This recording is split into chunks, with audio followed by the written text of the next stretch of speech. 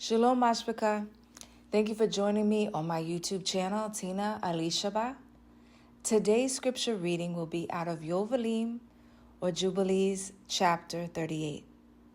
And if you haven't already, grab your Cepher to follow along. Now let's get started. Chapter 38. And after that, Yehuda spoke to Yaakov, his father, and said unto him, Bend your bow, father, and send forth your arrows, and cast down the adversary, and slay the enemy.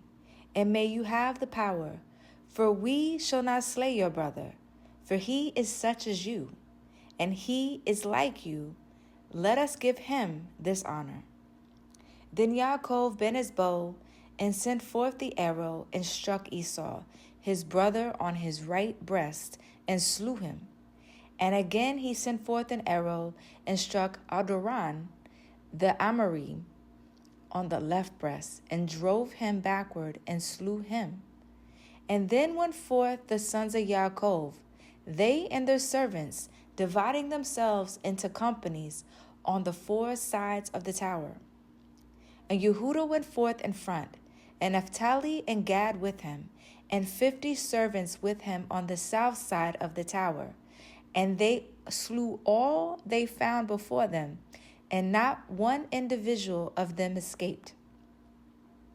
And Levi and Dan and Asher went forth on the east side of the tower, and 50 men with them, and they slew the fighting men of Moab and Ammon.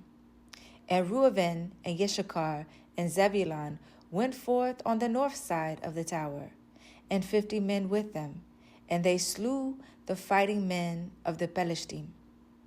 And Shimon and Benjamin and Kanak, Reuben's son, went forth on the west side of the tower, and 50 men with them, and they slew of Edom and of the Chorim 400 men, stout warriors, and 600 fled, and 4 of the sons of Esau fled with them, and they left their father lying slain, as he had fallen on the hill which is in Adoram. And the sons of Yaakov pursued after them to the mountains of Seir. And Yaakov buried his brother on the hill which is in Adoram, and he returned to his house. And the sons of Yaakov pressed hard upon the sons of Esau in the mountains of Seir, and bowed their necks, so that they became servants of the sons of Yaakov. And they sent to their father to inquire whether they should make peace with them or slay them. And Yaakov sent word to his sons that they should make peace. And they made peace with them, and placed the yoke of servitude upon them. So they paid tribute to Yaakov and to his sons always. And they continued to pay tribute to Yaakov until the day that he went down into Mitzrayim. And the sons of Edom have not got free of the yoke of servitude, which the 12 sons of Yaakov had imposed on them until this day. And these are the kings that reigned in Edom, before there reigned any king over the children of Yasharel, until this day in the land of Edom. And Balak the son of Beor reigned in Edom, and the name of his city was Danabah. And Balak died, and Yovav, the son of Zerach of Batsra, reigned in his stead. And Yovav died, and Cushan of the land of Taman reigned in his stead. And Cushan died, and Adath, the son of Barad, who slew Midian in the field of Moab, reigned in his stead, and the name of his city was Avith. And Adath died, and Salmon from Asmakah reigned in his stead. And Salmon died, and Shaul of Roavath by the river reigned in his stead.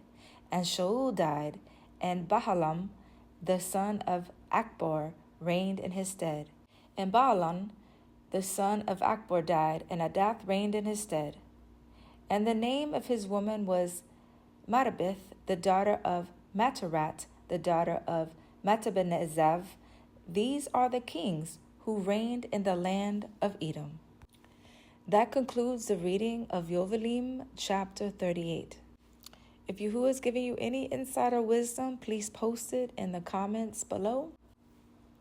A couple thoughts that come to mind for me is the fact that Esau came to Yaakov's door to start a war.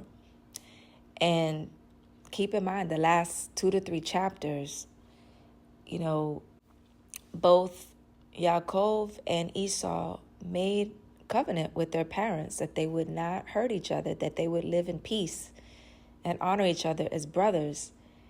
And it's not so long after Yishak passes away that here they are. Now they're going to war against each other. And according to Yovheliym, Yaakov has to slay his brother. And who put him on the line? Yehuda. He said, we're not going to do this, but you need to do this. And so I just thought that was really interesting that they made a promise to both of their parents before they died that they wouldn't do that to each other. But just as I stated in the last chapter in 37, Esau allowed himself to be influenced. He had poor counsel and therefore broke the covenant that he had made between his brother and the promise he made to his parents. And therefore, here we are in chapter 38, that one of them has to die, and it just happens to be Esau. I do think that it's great that at least, even though Yaakov had to slay his brother, that he did bury him. And I think one of the things that comes to mind with this particular chapter is, as a result, the sons of Yaakov, they definitely chased them to Mount Seir, and ultimately they made peace with them, but made them servants.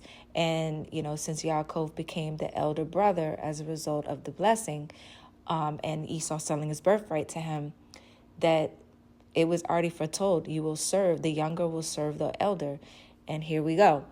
And I think the last thing I just want to walk away with this chapter was how it took the time to go through every king that Edom had ever since, after Yasharel ruled over them. And so, Yasharel ultimately had a king, which was, the first one was Shaul, because the people demanded a king to be just like the other nations. But I think it's interesting, Esau had a king first.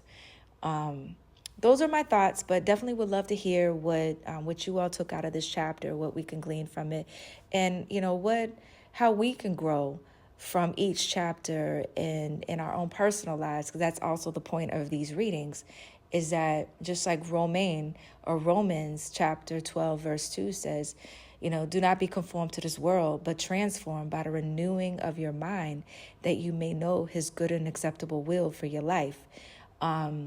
So, I just pray that your mind is renewed every time you hear the reading of Yahuwah's word, and that you are every day making a commitment to walk in Yahuwah's ways, because that's what he said. If you love me, walk in my ways.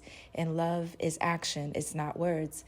And because you are meditating on his word, you're not only listening to it, you're reading it, you're meditating on it, that your actions will be a result of that. And that every day you move out of a lifestyle of Babylon, out of your actions, Babylonian actions, and even the way you talk and the way you think, having that empire state of mind, if you will, to a Torah state of mind, a Torah lifestyle, to reflect the Yahuwah that you serve. So, and I just pray this chapter was a blessing to you, as amongst all chapters. And also, if you are new to this channel, welcome. Thank you for stopping through. And if you enjoyed this reading, please check out the playlist, because it has the rest of the chapter in there, amongst other books in the Cepher.